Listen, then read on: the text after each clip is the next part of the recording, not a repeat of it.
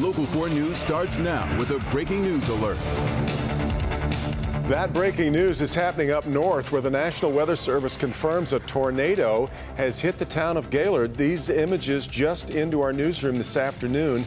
Now, we do have our crew on the way, but right now dispatch telling us that injuries have been reported. And we want to start with Brett Collar to show us exactly what happened on radar. Brett. Very scary situation. Something that doesn't really happen a whole lot for us in Michigan, nevertheless, northern lower Michigan.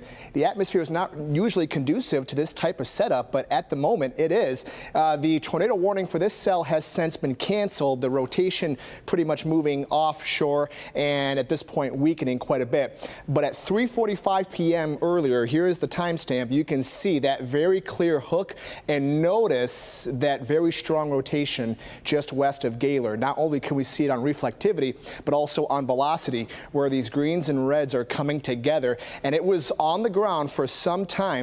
Even here at 3:50, you can see how bright those greens and those reds are. On top of that, with Storm Tracker 4, we can look inside the storm and see debris. You can see this blue ball here. That's indicative that it's not hail, it's not rain, not even snow. It's something man-made, or branches, fences, carports, something like that. So that's not something that we want to see, but we were seeing it clearly on Storm Tracker 4 earlier this afternoon. All these storms with a front that's going to be bringing us some showers and storms tomorrow. In the meantime, this evening, just very summer-like out there as we fall from the 80s into the 70s. We'll track tomorrow's storm threat coming up in just a bit.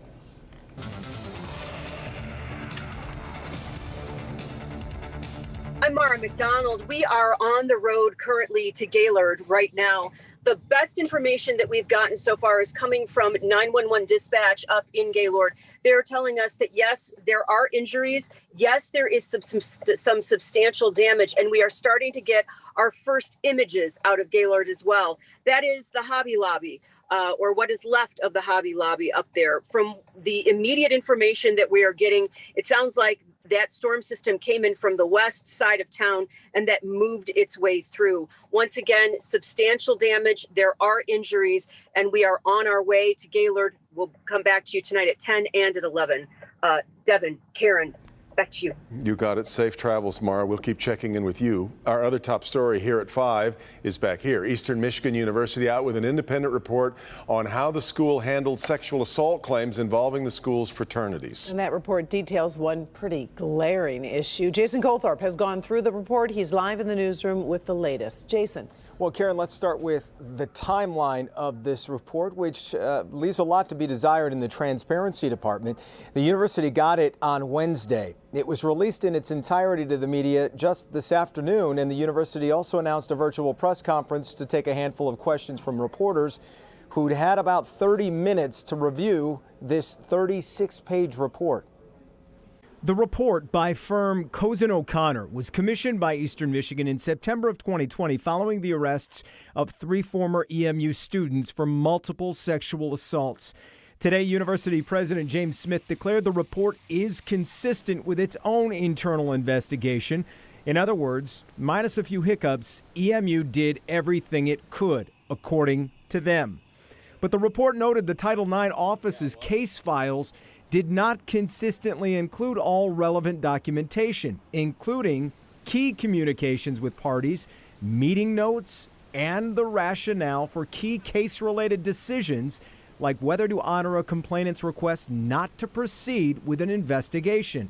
I don't want to conflate the idea that somehow there was lack of note-taking for the sake of the word you used, a cover-up, versus the fact that more sedulousness towards note-taking could have been helpful to their investigation. Any notion that there's a cover-up here is just blatantly false. It's just blatantly false. Had there been that, Cozen O'Connor would have said it. While Cozen O'Connor had unfettered access and interviewed 25 people for the report, none were any of the victims of the assaults. I'm certainly not, I'm not on the inside of Cozen O'Connor, so I really can't control what processes they used, nor could I decide who they should interview or who they should not. EMU announced measures to better support students, including refreshing the Title IX website, adding 2 employees in the Title IX office, which has already happened, and a care program for survivors. Karen?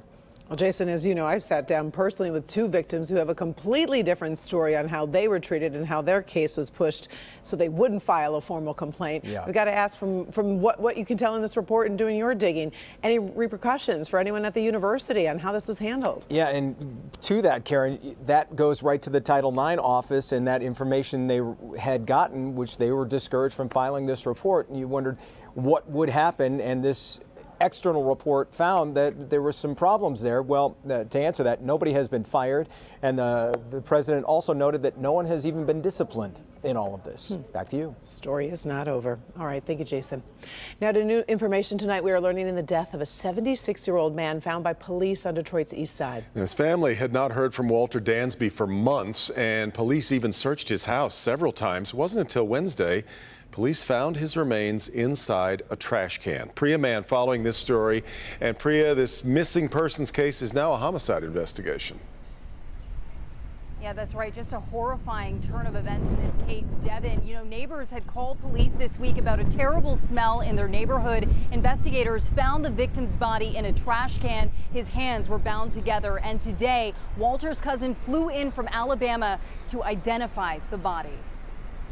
I loved him like a brother, and we stuck together like brothers. Mac Nathan flew in from Alabama today to identify the body of his beloved cousin.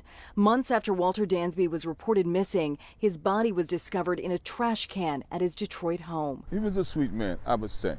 Him and his wife, even when I was going through trouble in my life, they helped me. When the family couldn't reach Walter in March, they filed a missing persons report. Detroit police searched the home near Mound and Charles several times, but there was no sign of the 76-year-old. I was hoping that maybe he had moved away or something, or hoping that if somebody had kidnapped him, they would bring him back. Walter's body was discovered in a trash can in his backyard on Wednesday after neighbors called police complaining of a foul odor. If he was in fact there during that entire time, that leads to it. It was concealed in a way that wasn't easily identifiable. For the homicide detectives, we are in the first week of this investigation. Before flying back to Alabama, Mac wants to bury Walter in the Detroit cemetery where his mother and brothers are buried. And that's why I'm here, and that's why I came, because no one else came. No one else did anything. And it wasn't going, you know, you can't leave his body in the morgue forever. So I had to come here and make sure he was taken care of. Yeah, just a heartbreaking development for the family. I'm also told that Walter was an Army veteran. Anyone with information is asked to call Detroit police. Reporting live tonight, I'm Priya Mann, Local 4. Well, you can really feel his heartbreak. All right, Priya. Meanwhile, the search continues for a driver in another road rage shooting and a crash that left an innocent woman dead. It happened at the intersection of Middlebelt and Maplewood in Garden City. Police say a road rage incident between a pickup truck and another SUV led to gunfire. The pickup crashed into another car driven by a woman in her 40s. She didn't survive. The man driving the pickup truck was arrested. Police are still looking for the other driver. Some help is on the way for families coping with this baby formula crisis. Today, the White House announcing 246 pallets of baby formula from Switzerland to Indiana have been approved for delivery. The milk bank says it is donating 39 ounces of donor milk per baby, ramping up processing to meet the growing need. However, it could still take months before supply returns to normal. According to Date Assembly, 45% of baby formula products are out of stock. President Biden kicked off his first visit to Asia as commander-in-chief as he travels overseas. Polls show his domestic approval ratings hitting a new low, dropping below 40% for the first time since he took office. Bree Jackson has more from Washington. President Biden is grappling with issues overseas and here at home. He's trying to address global security problems while tackling economic challenges Americans face. President Biden on his first trip to Asia, making new alliances with South Korea's new leader. This is emblematic of the future cooperation and innovation that our nations can and must build together. The signs of diplomacy come amid Russia's months-long invasion of Ukraine and its impact on global security. And part of the purpose of his trip is to thank our critical allies in the Indo-Pacific for also joining in imposing sanctions on Russia. The president also looking to send a powerful message to Russia's strongest ally, China, drawing rare praise from Republicans. We're doing the right thing, and I think the president's visit to Asia is probably well timed. The president using this trip to emphasize his economic agenda, touring a Samsung computer chip facility. Our two nations work together to make the best, most advanced technology in the world.